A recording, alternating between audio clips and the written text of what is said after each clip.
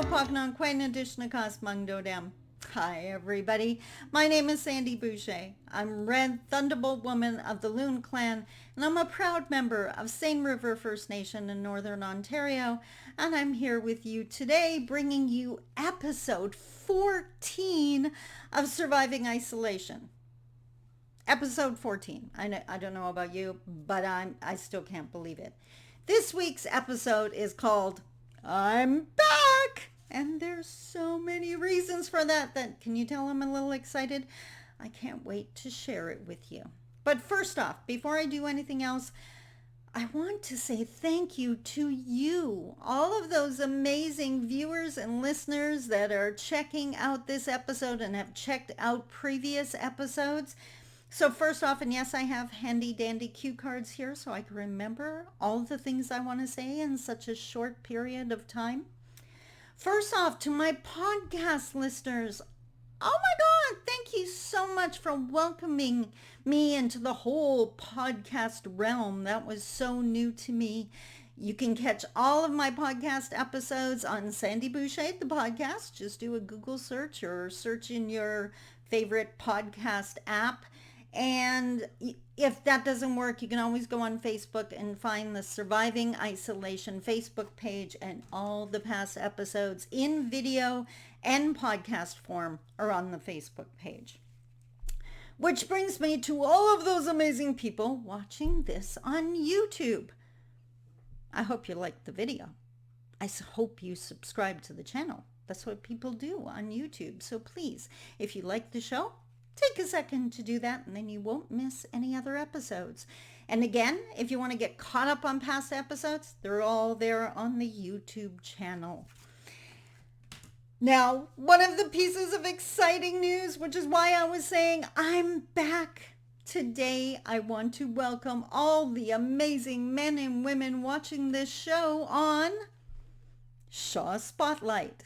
That's amazing people in Thunder Bay, Atikokan, Fort Frances, Nipigon, and Terrace Bay. Personally, I am so thrilled to be back on SHA. You may remember me as the host of The Learning Curve, and I am thrilled and excited to once again be sharing information with you and being part of your world, even in just a little teeny tiny bit. And again, for all of you who are just tuning in, if you have a chance and you have access to YouTube, you can check out the past episodes there. For the people that are new to this show, or maybe you haven't caught a lot of past episodes, just to remind you, the very first episode was only in podcast form, and it was produced and released on March 20th. March 20th, 2020. I think you can figure out why I called it Surviving Isolation. Truth be told, I'm self-employed. I work as a motivational speaker. I had just watched, like so many others, I had just watched my business crumble around me. And I think creating the podcast and reaching out to people, in the beginning, it was just my way of trying to cope, trying to deal with what had suddenly become this huge unknown, and I know you can relate to that. Now, on April 10th was the first time I'm starting to get comfy with the podcast form, but I've always done videos as a motivational speaker. So April 10th was the first time the podcast was released, or the Surviving Isolation episode was released in both podcast and video form. And for past episodes, you can find those on my YouTube channel. Now, every week we have a set format that we like to follow. I just want to make sure that I didn't miss a card here. Nope, looks good. We always start with the statistics, and I swear every week the statistics get a little more bizarre, surreal, mind-blowing, however you want to put it.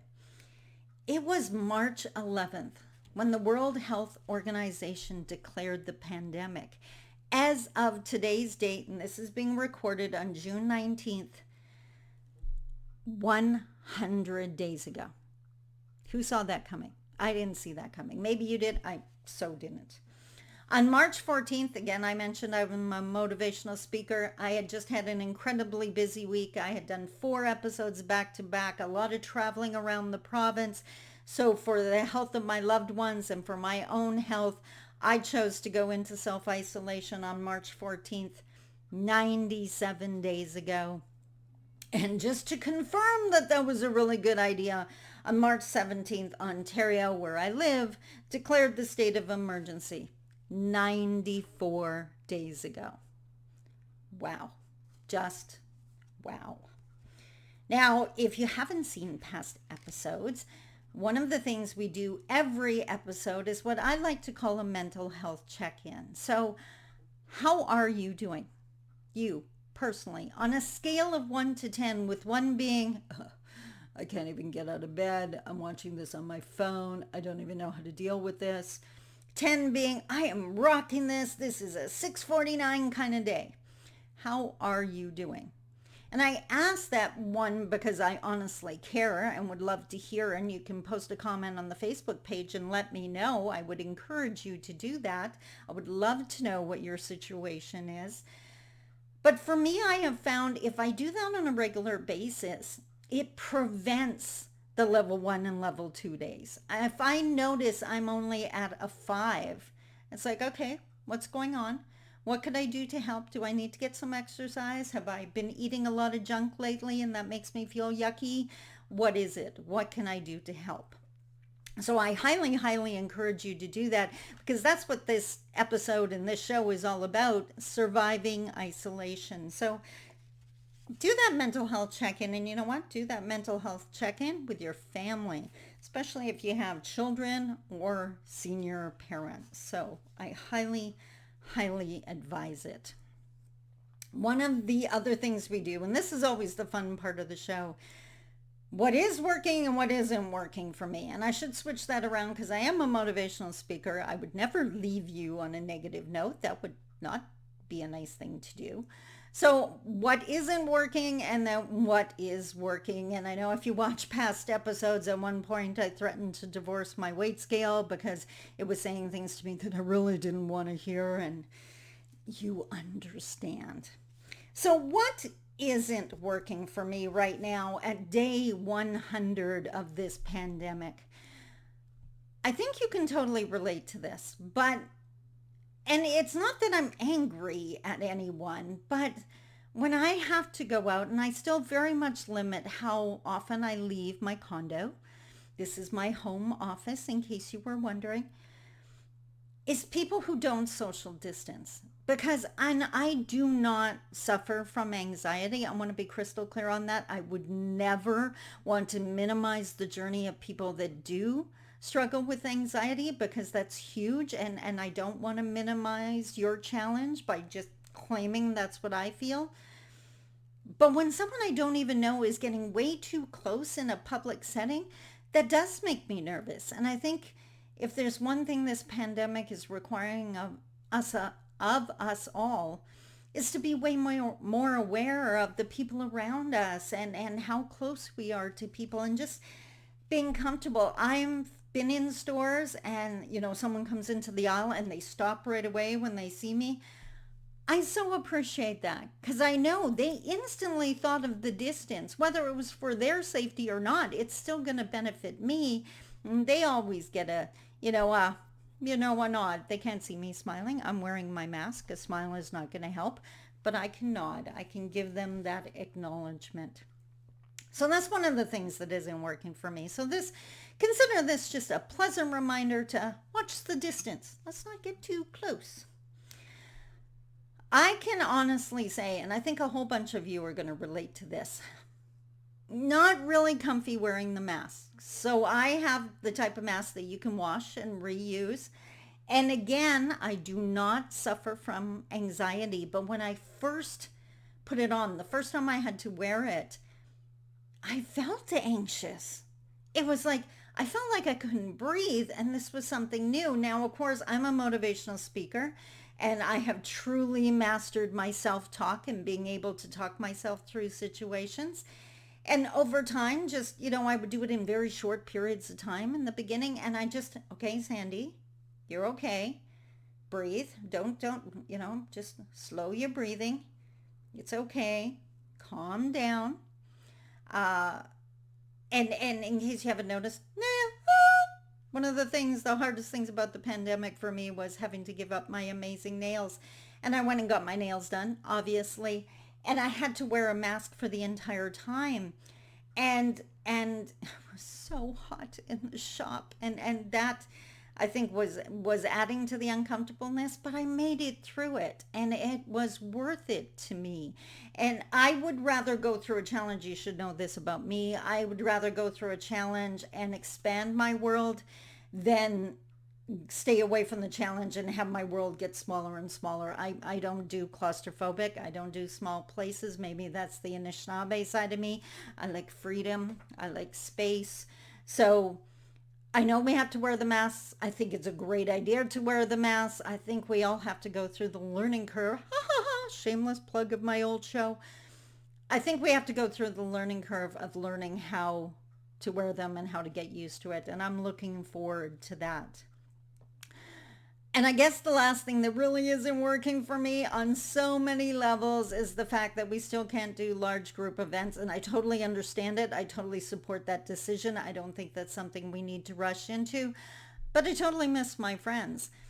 And I think one of the things that this time has really taught me is how convenient our lives used to be. Like, and I'm certain, I don't know about you, but I really took that for granted. It was so easy to go out to a popular restaurant or bar or whatever and run into a whole bunch of your friends. And all I had to do was go out the once. Where now, yes, I can do social distancing visits, but it's with one person at a time. And I've really had to prioritize showing the people that I love them, that I want to spend time with them. So that's challenging. And of course, from a business perspective, I am a motivational speaker. I miss being in a group of people. When I used to do my live events, I loved the camaraderie. I loved the laughter. I loved, exchanging a good joke and just having a good day because my seminars are fun and I miss that. I love that social distancing now allows for those 10 people in your inner circle. And that includes my adult children and my grandchildren now. So I love that I can get together with that small group. That is so much easier than the 75 plus days I did totally alone with me and my cat. And if you don't think that's true, you gotta watch past episodes because, I was really starting to have some deep conversations with my cat. And if you're doing that, don't feel bad. Whatever gets you through the pandemic, you do you. You do what you got to do. What is working for me? Now, this is one of them. If you've been watching past episodes, then you can realize this has been a roller coaster. So I have long wanted to get back into better physical shape. I used to be in amazing shape when I lived in Toronto. That kind of went by the wayside. Blaming it on northern air really wasn't working for me. And like many of us, the excuse was that I'm too busy. I don't have enough time. I'm traveling all the time. I'm working. I have no time. And then self-isolation hit. And I realized I can't really say I don't have time anymore. And by the way, this is a perfect time. I'm just going to put in this little disclaimer here. To all of you people still working full-time outside of the home, to all of you frontline workers, essential workers, especially people in any kind of medical services, thank you from the bottom of your heart for doing the work you do. The people in the grocery stores that make it possible, we literally could not live without you. So thank you so much for that. And all of you people adapting to working at home and trying to work off laptops when you're used to desktops and you're used to having your team and now they're scattered all over. My heart goes out to you. I have my full office here at home. I know how fortunate I am and I own that.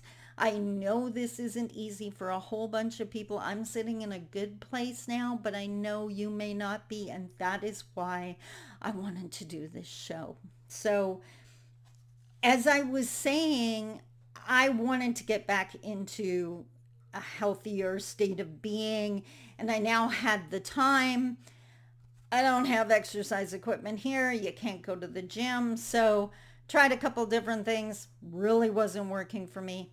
And then, I don't know about you, but I have an iPhone and it has that handy dandy health app. And by the way, if someone can let me know if Android does, because you could just post it on the Facebook page. I have no idea if it does. But I don't know what made me look. I was working at my desk one day, doing my thing, and I looked at how many steps I get in a day. This is me being real. And if you're gutsy, check what your phone says. Now, keep in mind, it's only going to count steps when you actually had your phone on you. If you're walking around and you're not carrying your phone, you're not going to get credit for that. But if you think the number's really super low, try a day carrying your phone.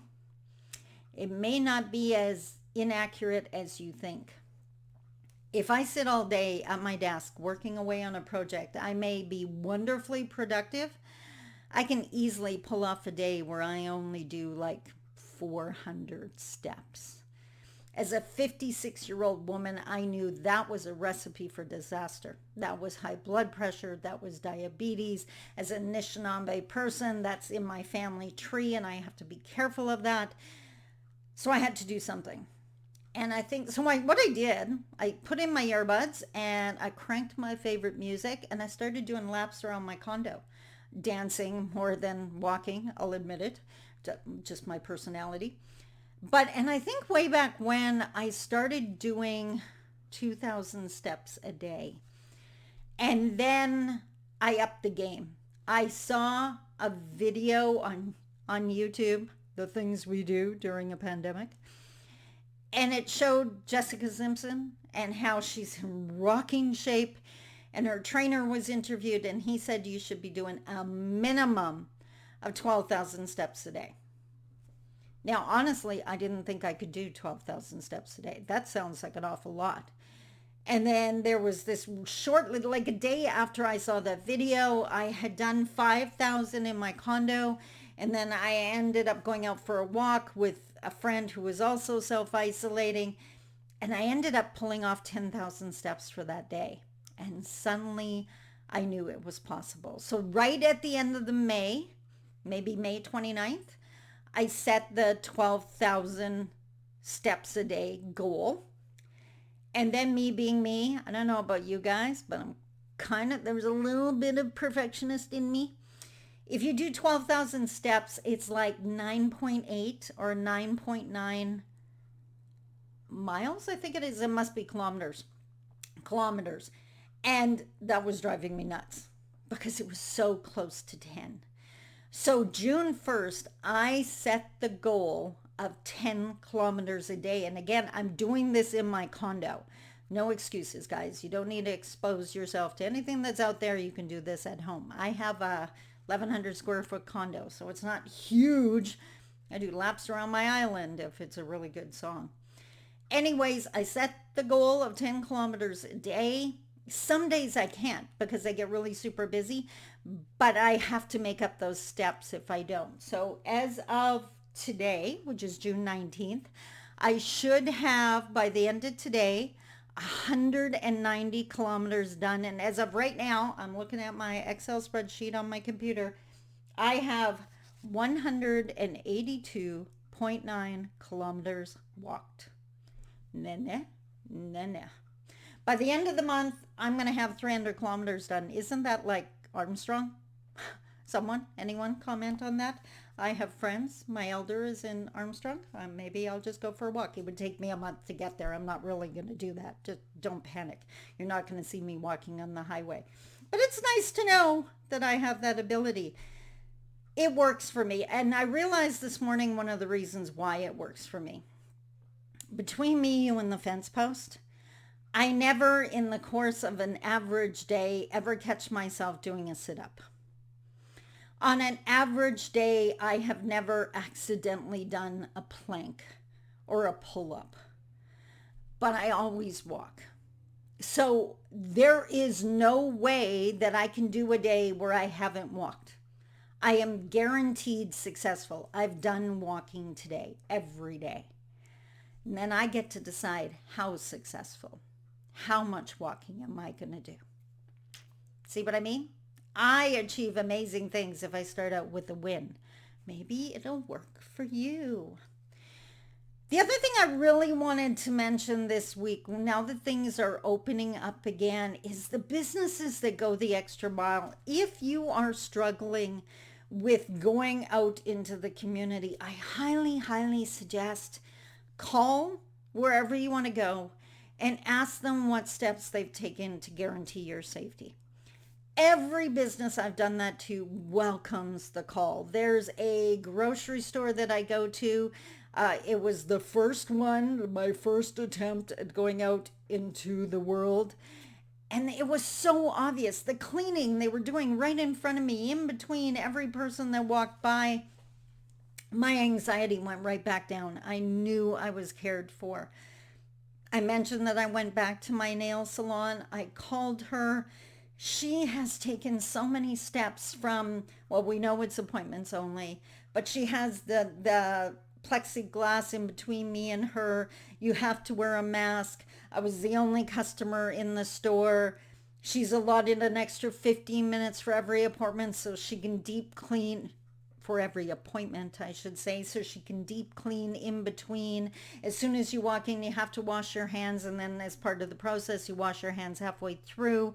I mean, I was so reassured, and you know what? I so appreciate it. If you're a business owner out there and you have taken those steps, make sure to share that with your customer base, because we need to know, if you love us, we're going to love you right back. I know that we appreciate it. And in this time, those people going the extra mile, we definitely want to appreciate it. Again, I am still loving the online offerings that are so many and so different, from concerts to karaoke to educational opportunities to, like, it's just crazy insane. And of course, we still got Netflix to the nines, right? And YouTube will always be there. Last but not least, I want to give a huge shout out to all of my amazing friends, those people who reach out and calling me. Telephone calls are coming back. There are times that it had been so long since I heard a human voice that I just broke down crying when I heard a friend. And it's so, so appreciated. Send a text, send a voice message. Like, that's really cool, because I still hear your voices. Reach out to your friends, reach out to your loved ones. If you're feeling lonely, the best way to fix that is to reach out to someone. So please do that. Would you believe that is the end of this week's episode? It's gone by so incredibly quickly. I hope you're doing well. I hope you're doing way better than you were in the beginning. It's day 100. Let's rock this. Let's do the best. Let's focus on what we can do and accept that other things will come in time.